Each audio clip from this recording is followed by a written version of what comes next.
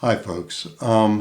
Today I wanted to spend a few minutes talking about something that if you look online for how deep to cut a nut on a guitar, that is an acoustic or an electric guitar, you'll get all sorts of different ways to do it. And I wanted to add some clarity to this question.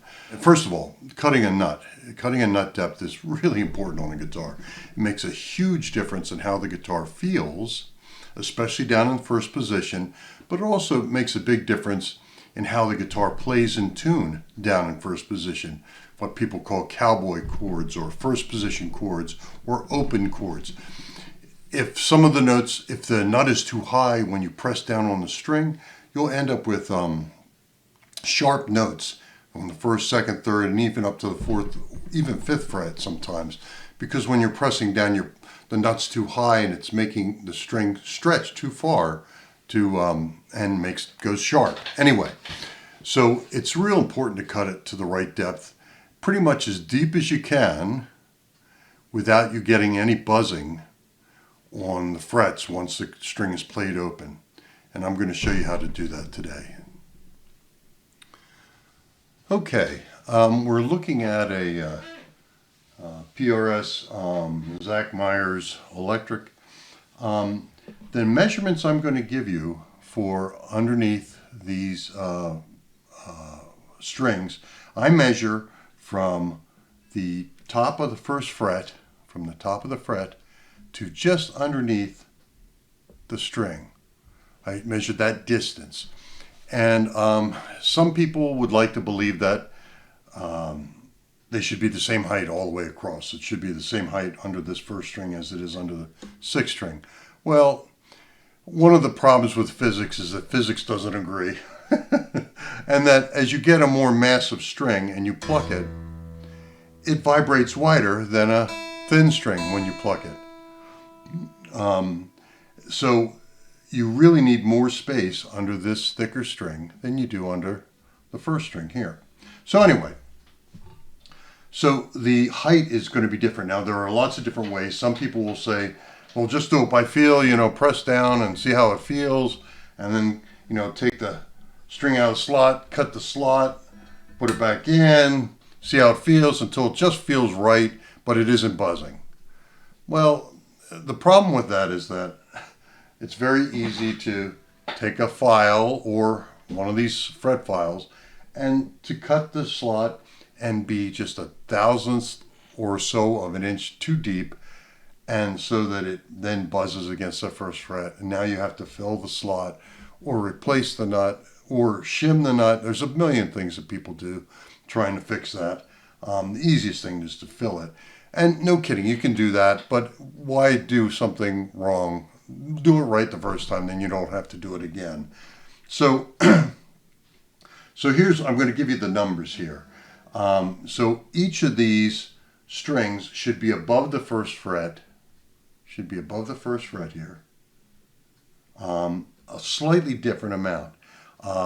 Over the years, I've done it. I did it by feel. I did it by the third fret method, where you press down on the third fret, and you essentially have how much you should be just about touching the top of the first fret when you press down on the third fret here.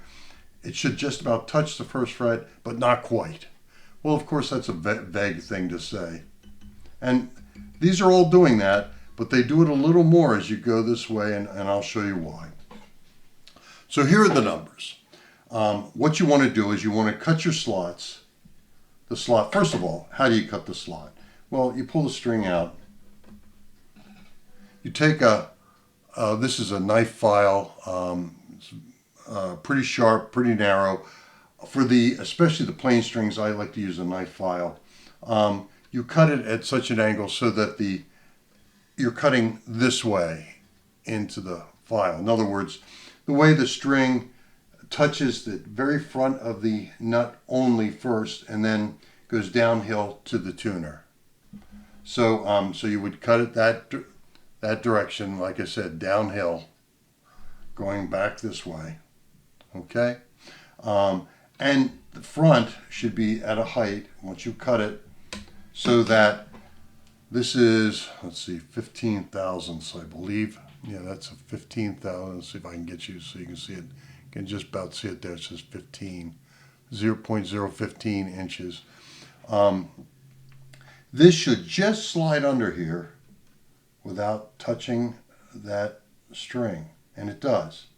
And how do you know? Well, you get it, so you work at it till you get it nice and tight, and then you just tap on the string and see if there's any movement.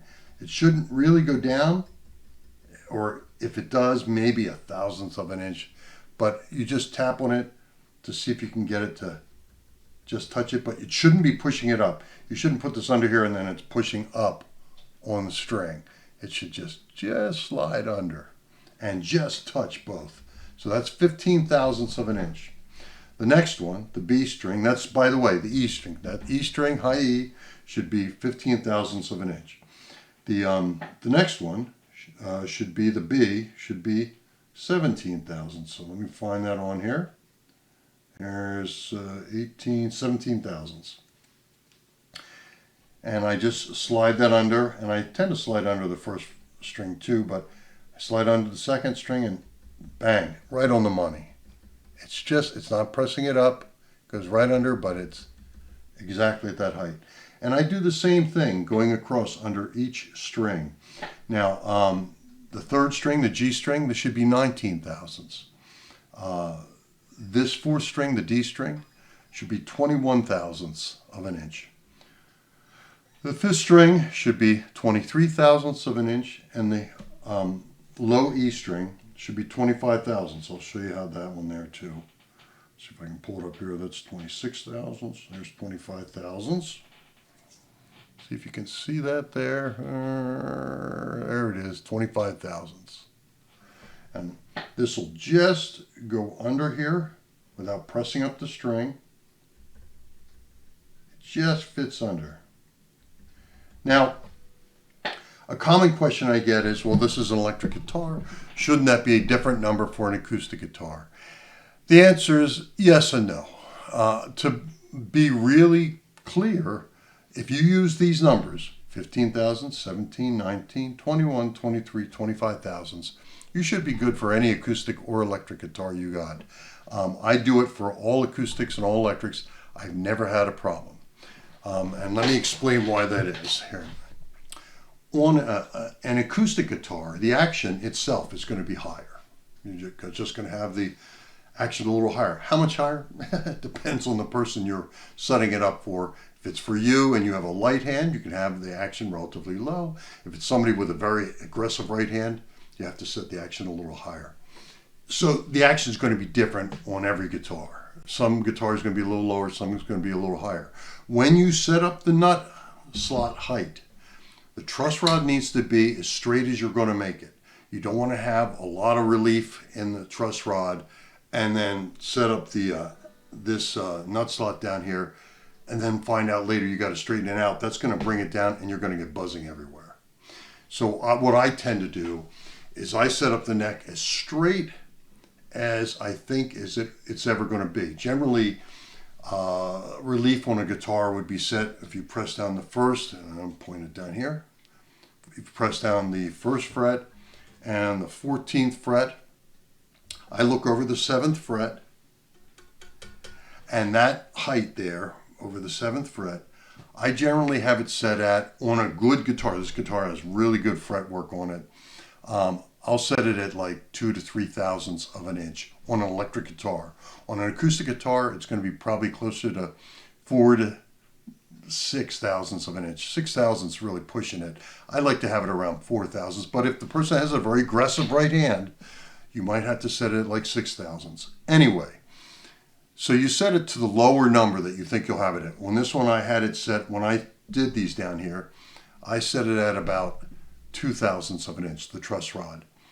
Then what I did was I cut all the slots and then I set the truss rod back to like 3 thousandths. What does that do? It brings the height off that first fret about a half of a thousandth off, or like a couple 10 thousandths off, up higher, so that it's even less likely to buzz. You don't want to have any kind of buzzing, any kind of noises anywhere. And the action's nice and low. What is the advantage? So here's the advantage. What's the advantage of setting the action low in these slots? First of all, the guitar is going to feel easier to play. You're going to it's going to be easier to press down chords. Everybody has problems with an F chord. F's are going to be easy. G's, it's not E. Everything's going to be easier to play. Second, because this is nice and low, and it doesn't have to go far to press down onto the first or second fret, it's going to play in tune. You're not bending the string that much to press it down to the fret. So it tends to play in tune. So this tends to play. Those notes are all dead in tune. I had this on a tuner earlier, and they play dead in tune. The E is in tune. The F is right in tune. It's not sharp. The F sharp's in tune. G's in tune. They're all in tune down here because that action's nice and low down here at the nut. So the advantages are guitar plays in tune down here at the first few frets, and it's easier to play. And that's how you're supposed to set your nut slots. Again, I'll just repeat it one last time. For the high E, for the thin first string E, with the truss rod set as straight as you're going to make it. Don't have a lot of relief, as straight as you're going to make it. And have the action set on the guitar about where you want it. Then cut your nut slot. People say, oh, you can cut the nut slot earlier. You can, but you're doing everything twice. You're going to have to go back and set it again. So, you're going to have to anyway. So you cut your nut slot after you have your truss rod set up, and you cut the first string is going to be at 15 thousandths of an inch. The second string, the B string, is going to be at 17. The third string is going to be at 19. The fourth string is going to be at 21 thousandths. The fifth string at 23 thousandths, and the low E at 25 thousandths. Now, can you be off by a thousandth or so? Yeah, definitely. But you're going to find that as you go lower than that, you're going to be more likely to have some sort of buzzing problem, playing open chords or whatever. And if you go much higher than that, you might have problems with tuning. That's been sort of the magic numbers I've found that work on both electric and acoustic. Good luck. I hope I made that clear. I'll try to leave all those numbers down below. So, good luck.